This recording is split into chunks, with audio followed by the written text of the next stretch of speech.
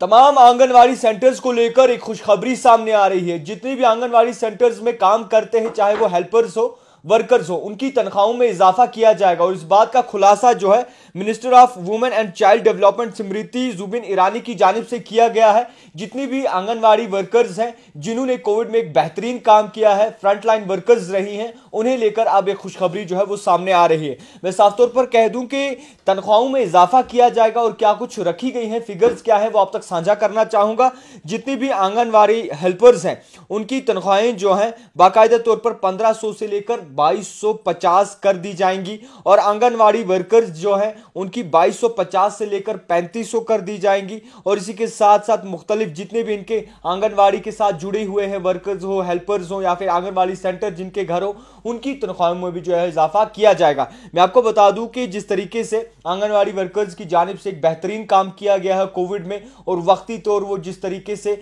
Service दे रही हैं, कहीं ना कहीं वो भी बहुत ही अच्छा काम होता है। और इसी को मद्देनजर रखते हुए यह भी कह दिया गया कि जो भी आंगनवाड़ी वर्कर्स हैं आने वाले वक्त में उनके लिए पॉलिसी जो है वो बनाई जाएगी। उस पॉलिसी में जो है बाकायदा तौर पर रिटायरमेंट का ऑर्डर भी सामने आएगा, क्योंकि काफ़ी सारे ऐसे लोग हैं जो आंगनवाड़ी वर्कर्स के साथ जुड़े हुए, आंगनवाड़ी के साथ जुड़े हुए, मगर उनका रिटायरमेंट सामने नहीं आता, राशन उनके घर आता ही रहता है, और जिनके घर राशन आता रहता है उनकी जो है तनख्वाहें नहीं आती। तो इसी बात को लेकर एक कन्फ्यूजन सा जो है हमेशा रहता था, मगर अब ऐसा कन्फ्यूजन नहीं होगा। एक पॉलिसी जो है वो फ्रेम की जाएगी और उसके बाद प्रॉपर तौर पर जो है इनके साथ बाकायदा तौर पर इंसाफ किया जाएगा। मैं आपको बता दूं कि आने वाले वक्त में और भी आंगनवाड़ी वर्कर्स या फिर हेल्पर्स या फिर आंगनवाड़ी के साथ जुड़ी हुई न्यूज आपको मिल सकती है, जिसमें वैकेंसी जो है बाकायदा तौर पर मिले आपको और उनके लिए आप एलिजिबल हो सकते हैं। मैं आपको इस तरीके से बता दूं कि जिस तरीके से तनख्वाहों में इजाफा किया गया है वो 3000 से 4500 जो है वो इजाफा किया गया है, जिसमें अगर मैं आपको क्लियर बता दूं कि आंगनवाड़ी वर्कर जो है उनकी 2250 से 3500 हो सकती है,